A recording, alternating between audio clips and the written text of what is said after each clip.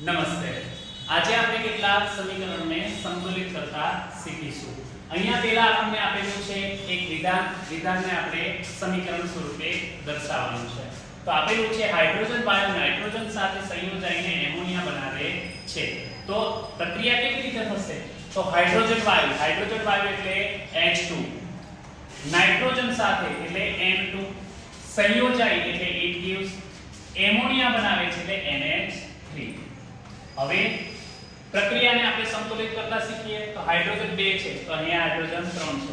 Hydrogen અહીંયા 2 છે, hydrogen 1 છે. તો પ્રક્રિયાને સંતુલિત કરવા માટે નાઇટ્રોજન આગળ 2 લગાડવાના એટલે એમોનિયા આગળ 2. હવે હાઇડ્રોજન કેટલા થઈ ગયા? 3 દુ 6.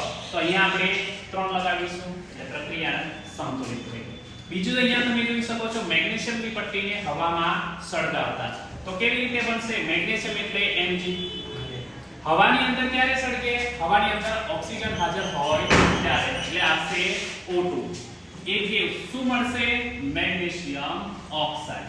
હવે તમે જોઈ શકો છો મેગ્નેશિયમ 1, ઓક્સિજન 2, ઓક્સિજન 1. તો 2 કરવા માટે આગળ 2 લગાવીશું. હવે આ 2 લાગ્યા છે, મેગ્નેશિયમને પણ લાગુ પડે છે અને ઓક્સિજનને પણ લાગુ પડે છે. એટલે પાછા મેગ્નેશિયમને 2 કરવા માટે આગળ આપણે અહીંયા 2 મૂકીશું. એટલે પ્રક્રિયા સંતુલિત. હવે આપણે બીજી જોઈએ. તો અહીંયા આપેલું છે હાઇડ્રોજન વત્તા chlorine it gives hydrogen chloride. Hydrogen એટલે દ્વિપરમાણુકીય છે તો H2 આવે. ક્લોરીન પણ દ્વિપરમાણુકીય છે એટલે Cl2 આવે. હાઇડ્રોજન ક્લોરાઇડ એટલે HCl. હવે પ્રક્રિયાને સંતુલિત કરીએ તો હાઇડ્રોજન 2, હાઇડ્રોજન 1 છે. 1 છે એટલે એને ખાલી 2 અહીંયા મૂકીશું તો હાઇડ્રોજન 2 થઈ ગયા. ક્લોરીન 2 તો ક્લોરીન 2 છે એટલે પ્રક્રિયા સંતુલિત. હવે આવે છે બેરિયમ ક્લોરાઇડ વત્તા potassium sulphate. it gives barium sulphate વત્તા પોટેશિયમ ક્લોરાઇડ. બેરિયમ ક્લોરાઇડ એટલે BaCl2 વત્તા potassium sulphate K2SO4. it gives barium sulphate એટલે BaSO4.